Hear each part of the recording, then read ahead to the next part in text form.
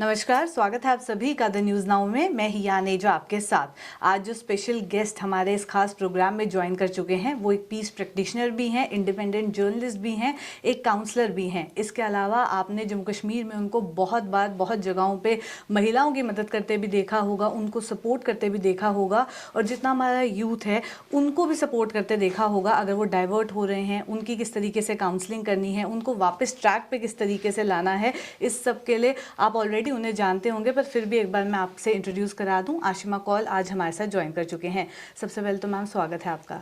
Thank you so much Anita, बहुत अच्छा लगा और इतने सालों के बाद तुमसे मिल रही हूँ।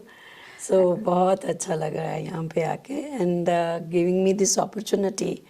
Thank you ma'am. सबसे पहले तो मैं जानना चाहूँगी, जो हाल ही में ऑल इंडिया विमेन कॉन्फ्रेंस हुई जिसमें यज्ञा ने कई ऐसे विमेन आर्टिशियंस हैं उनके साथ मिलके वहाँ पे एग्जीबिशन में प्रेजेंट किया, उसके एक्सपीरियंस के बारे में जानना चाहूँगी पहले तो।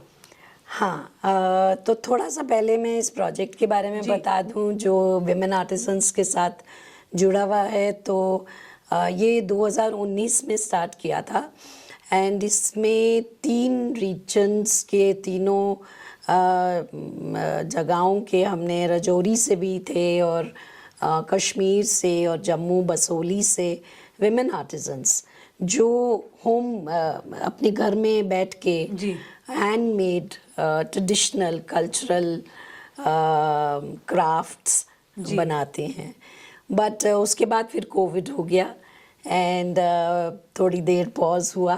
फिर 2022 में ये हमने फिर से शुरू किया एंड अब हमारे साथ मोस्टली 4 ग्रुप्स जुड़े हुए हैं कश्मीर और जम्मू रीजन से। कश्मीर में श्रीनगर और गांदरबल से हैं, वहाँ पे विमेन सोजनी से स्टॉल्स वगैरह बनाते हैं। एंड जम्मू में जगती जो कश्मीरी पंडित्स का डिस्प्लेस्ड रेफ्यूजी कैंप है, उसमें वो आरी वर्क से कुशन कवर्स बनाते हैं। और जो जम्मू से बहुत फेमस बसोली का जो मिनिएचर आर्ट है, उससे जुड़ी जो महिलाएं हैं, लड़कियां हैं, यंग गर्ल्स हैं, उनके साथ हम काम कर रहे हैं जम्मू में, पलोड़ा रीजन में और बसोली में। ये बहुत ही एक यूनिक और इंटरेस्टिंग प्रोजेक्ट है। अगर तुम चाहो तो मैं इसके बारे में बता सकती हूँ। 2019 में जैसे कि मैंने कहा ये हमने शुरू किया था एंड ये एक ग्लोबल चैलेंजेस रिसर्च फंड है, यूनाइटेड किंगडम रिसर्च इनोवेशन, एक यूके गवर्नमेंट का।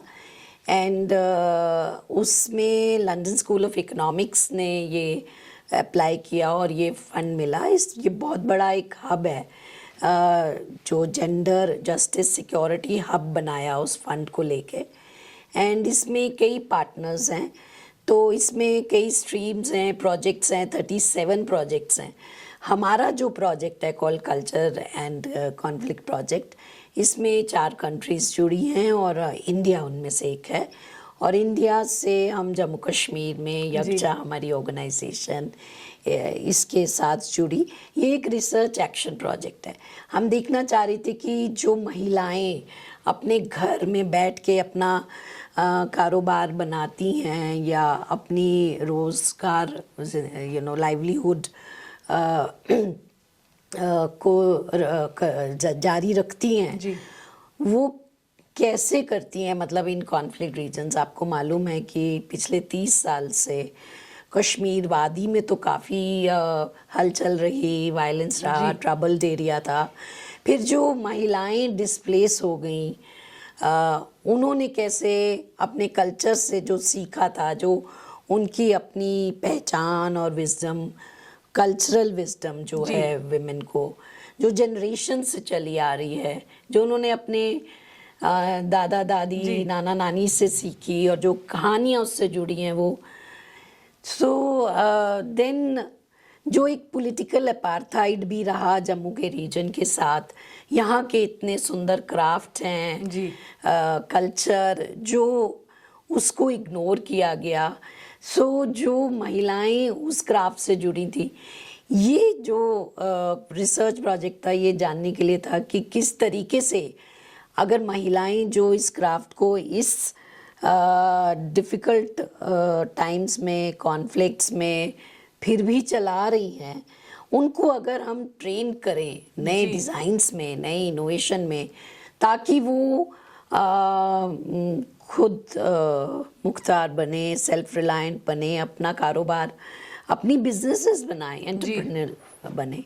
तो ये प्रोजेक्ट उससे जुड़ा है। जब हमने ये 4 ग्रुप्स बनाए तो पिछले साल इन विमेन की ट्रेनिंग हुई नए डिज़ाइंस में, प्रोडक्ट इनोवेशन में, और ये बहुत ही इंटरेस्टिंग रहा उनके लिए एक्सपीरियंस, जो हमने उनके साथ फोकस ग्रुप डिस्कशंस किए।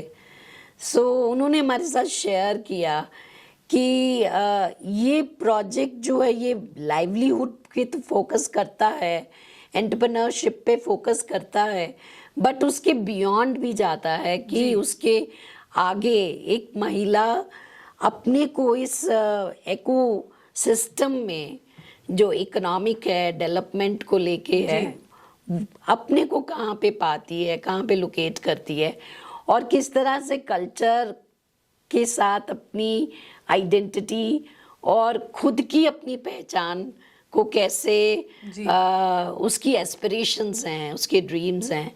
सो कहने लगी कि हमसे इस तरह से बातें कभी किसी ने नहीं करी। तो ये एक लाइवलीहुड की बियॉन्ड है, उनकी आइडेंटिटी को लेके, उनकी पहचान को लेके। सो इन्होंने सैम्पल्स बनाए जो बहुत सुंदर सुंदर।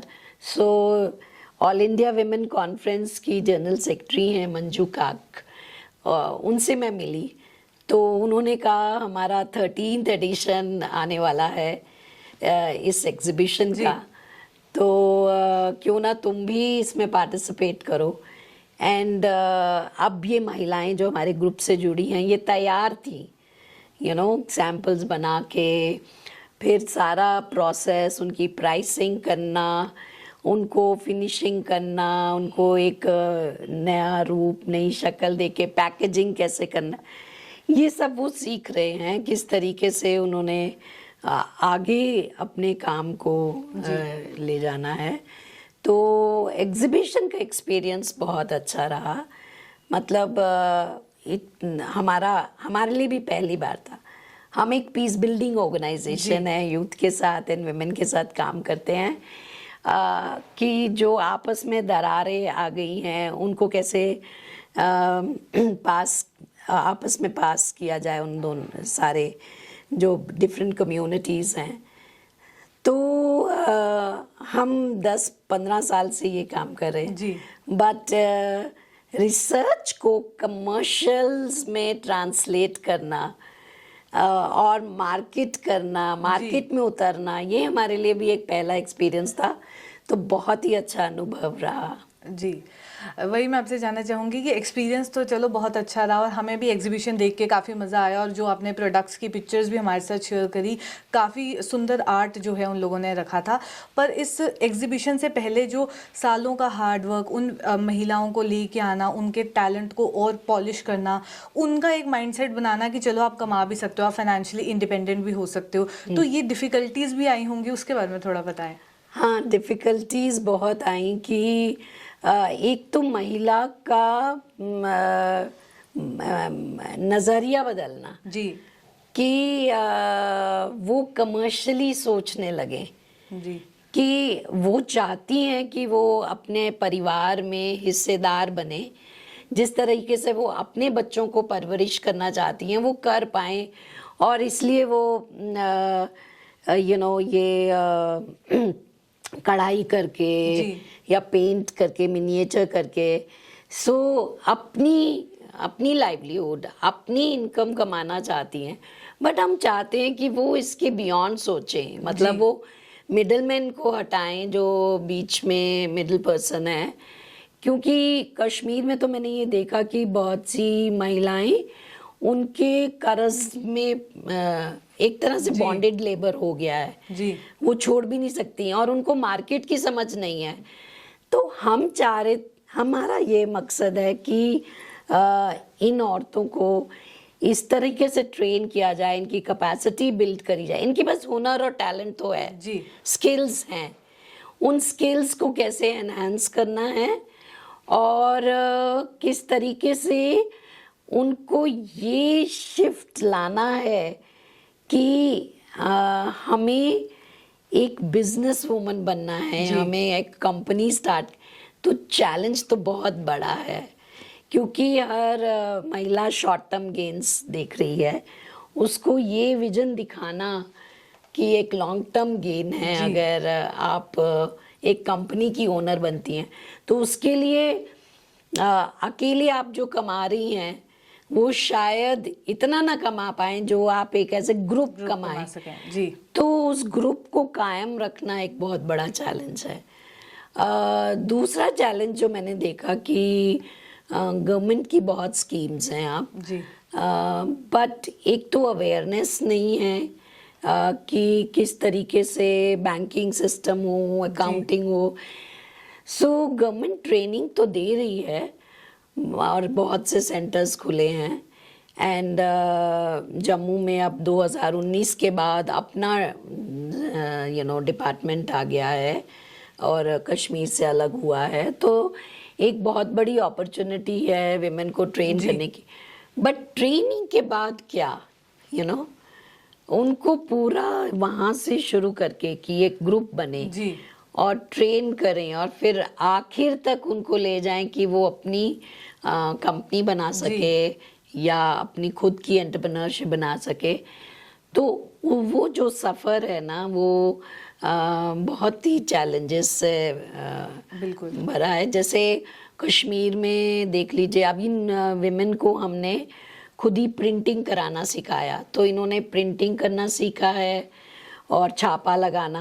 अब छापा वाला जो है एक पूरी इंडस्ट्री है और पूरी मेल डोमिनेटेड है, उसमें एक औरत को उतरना वो भी उसके लिए एक इंडिविजुअल चैलेंज है जी।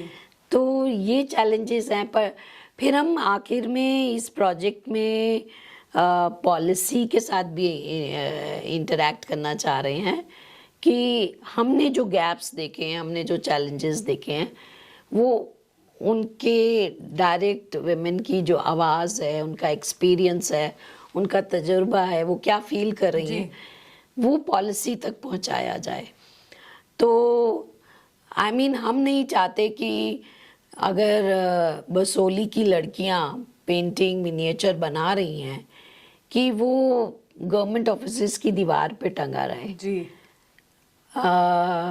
पब्लिसिटी तो होगी, अच्छा भी लगेगा, उसका एप्रिसिएशन भी होगा, बट औरत की जो फोकस है वो लाइवलीहुड पे है, उसको पैसा आना चाहिए, तो ये बिजनेस चलना चाहिए।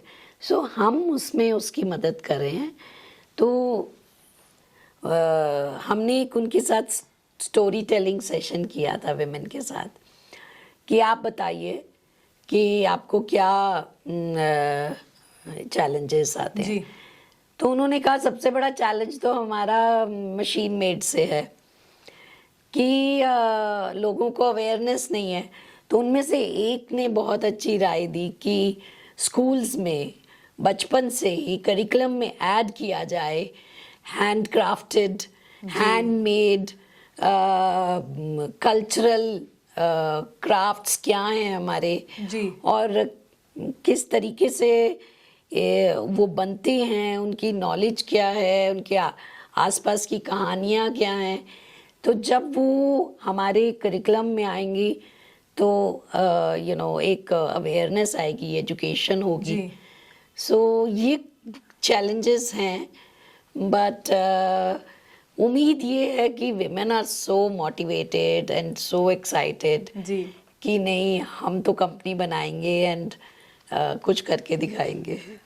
चलिए, उनके माइंड में ये आ गया कि हमें बिजनेस करना है तो डेफिनेटली वो कर ही लेंगी।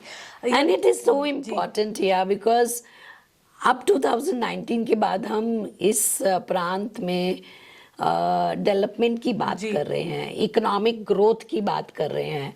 दिस इज द टाइम, ये राइट टाइम है विमेन को इन्वॉल्व किया जाए, उनको इंक्लूड किया जाए, फिनेंशियल इंक्लूजन हो और विमेन के नज़रिए से पीस एंड सिक्योरिटी क्या मायने रखता है, it is very important and economics is one of them.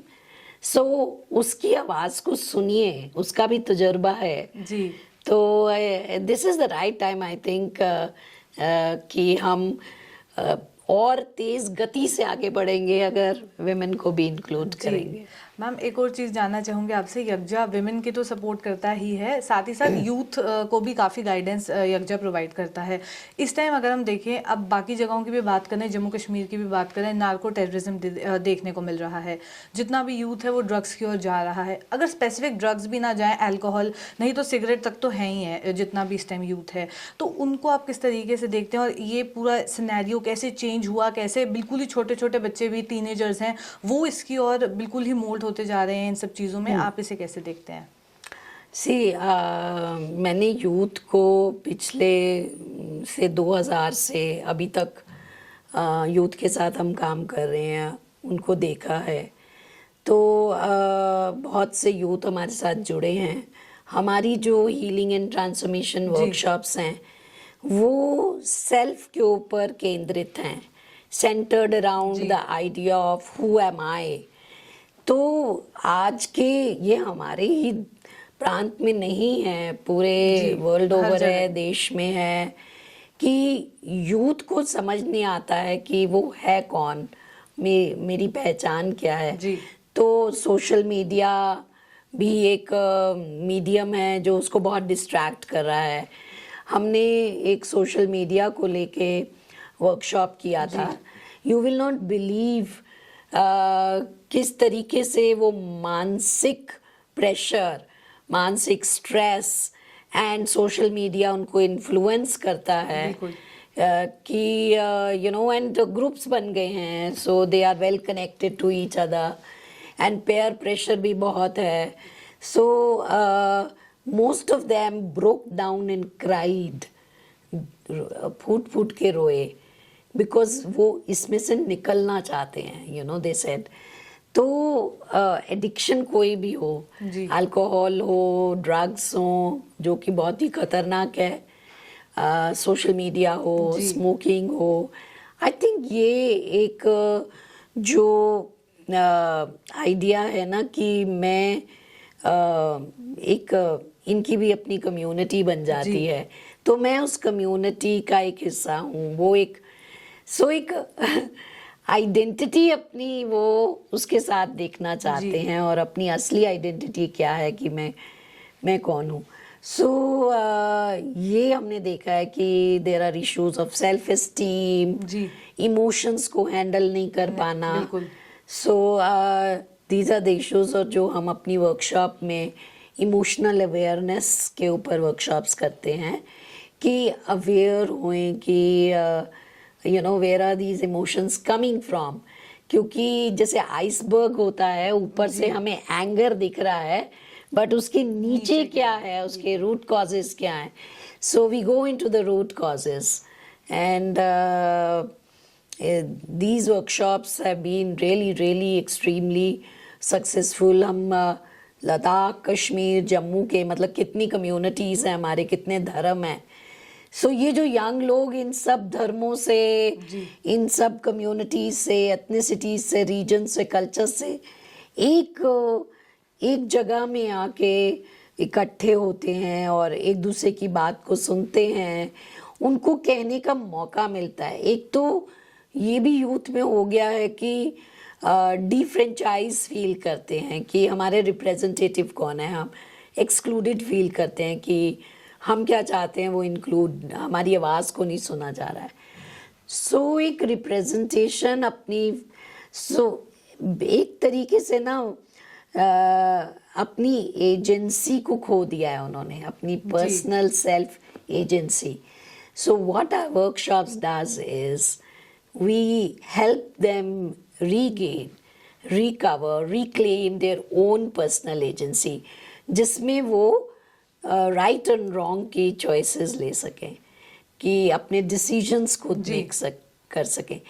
Basically जो आप देख रहे हो यूथ में, जो आप बात कर रहे हो ना, छोटे छोटे बच्चे, वो बहुत ज़्यादा इन्हीं वजहों से हैं, emotional reasons, peer pressure, and to be seen as part of a certain community, अब वो कम्युनिटी चाहे खराब ही हो, बट एक बच्चे को लगता है कि, या एक यूथ को लगता है, एक टीनेजर को लगता है कि मैं एक बड़े हिस्से का पार्ट हूँ और मैं अगर इसके साथ जुड़ा तो मेरी कोई पहचान होएगी, बट वो पहचान तो फॉल्सहुड पे है ना जी। सो उसको वापस अपने एंकर करना, अपनी इतनी उसकी सक्षमता बढ़ा कल्टीवेट करना कि वो क्या सही है क्या गलत है, मैं कौन हूँ, मेरी शख्सियत क्या है, मेरी आइडेंटिटी क्या है, वो खुद उससे सब बात कर ले.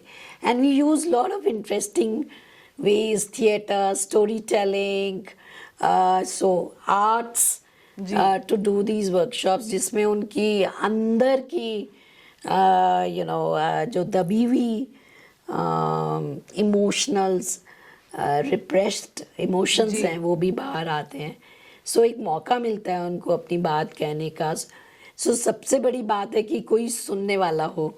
सो आज के समाज में ऐसे लगता है कि everybody is busy, parents are busy, school systems में teacher wants to finish the class and go away, so there's no one to listen to them. So we provide that listening platform कि एक empathetic, compassionate listening without judgment. कि जब हम इन बच्चों को कई बार जो भी प्रोग्राम्स आते हैं, ड्रग एडिक्शन वगैरह, हम बड़े जजमेंट के साथ उनको ट्रांसफॉर्म करते हैं. That pushes them more into the corner and वो रिटेलिएट करते हैं. सो एक लिसनिंग का भी एक तरीका है कि किस तरीके से without judgement, with empathy, compassion के साथ सुना जाए, तो देन वो धीरे धीरे बदलते हैं, धीरे धीरे विश्वास, ट्रस्ट पैदा होता है. तो जी, इन वर्कशॉप्स में जैसे आप गाइड करती हैं यूथ को, वैसे मैं चाहूँगी आप हमारे व्यूअर्स के लिए भी अगर कुछ टिप्स दे दें कि वो कैसे पहचान करें कि वो खुद कौन है, उनकी आइडेंटिटी की पहचान कैसे करें. आई थिंक एक बहुत छोटा सा सरल उपाय है, 10 मिनट सुबह निकाल के अपनी ब्रेथ के साथ कनेक्ट कीजिए. जो 24 घंटे 24/7 चल रही है, but you are not aware of it, you are not connected to it, you are not even recognizing it. तुम इतने बिजी हो अपनी एक्सटर्नल लाइफ में कि इंटरनली क्या हो रहा है उसके साथ बिल्कुल दूर हो गए हो. So my advice would be to all the young people कि 10 minute, just 10 minutes, and sit down and inhale, observe your ingoing breath, exhale, observe your outgoing breath. तो आप देखोगे कितना आपको बदलाव आएगा. You will start to connect to your own self. That is your true self. And जब वो anchoring होएगी, then start thinking from that space कि मुझे क्या करना है. तो एक छोटा सा उपाय है, बाकी तो तुमको वर्कशॉप में आना पड़ेगा. जी मैम, इसी के साथ जानना चाहूँगी, जितना भी हमारा यूथ डिस्ट्रैक्ट हो रहा है और इवेंचुअली बड़े लोग भी ऐसे हैं जो ड्रग्स की ओर हैं या अल्कोहल की ओर हैं, उसका डायरेक्ट इम्पैक्ट महिलाओं पे कैसे पड़ता है? क्योंकि हमने ये स्टोरीज तो सुनी हैं कि उनके हस्बैंड जो हैं ड्रिंक करके उन्हें मारते हैं या डोमेस्टिक वायलेंस के केसेस हैं, पर अगर उनका बच्चा ड्रग्स कर रहा है तो तब एक महिला कैसे सफ़र करती है, उसके माइंड पे क्या इसका इम्पैक्ट पड़ता है, उसको आप कैसे देखते हैं? हाँ, मतलब बहुत ही इम्पोर्टेंट क्वेश्चन है ये कि एक औरत जो घर में है, चाहे वो मदर है या सिस्टर है या इवन वाइफ है, so when she is not able to influence और कंट्रोल हैबिट्स, वो हैबिट तो बहुत छोटी बात हो गई ना, ये तो हम एडिक्शन की बात कर रहे हैं. So it's very traumatising for her कि वो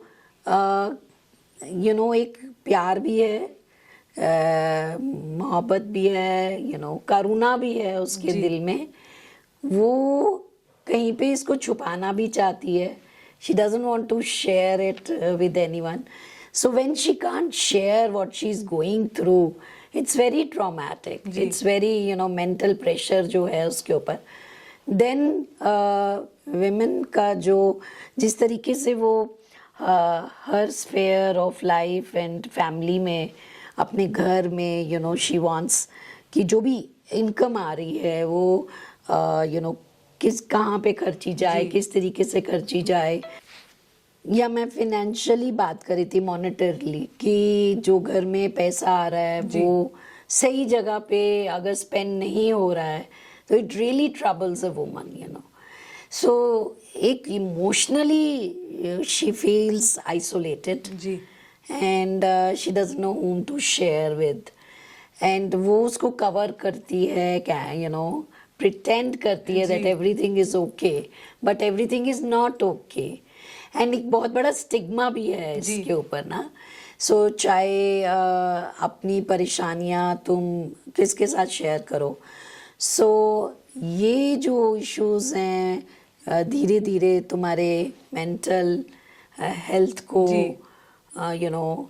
इम्पैक्ट करने लगते हैं.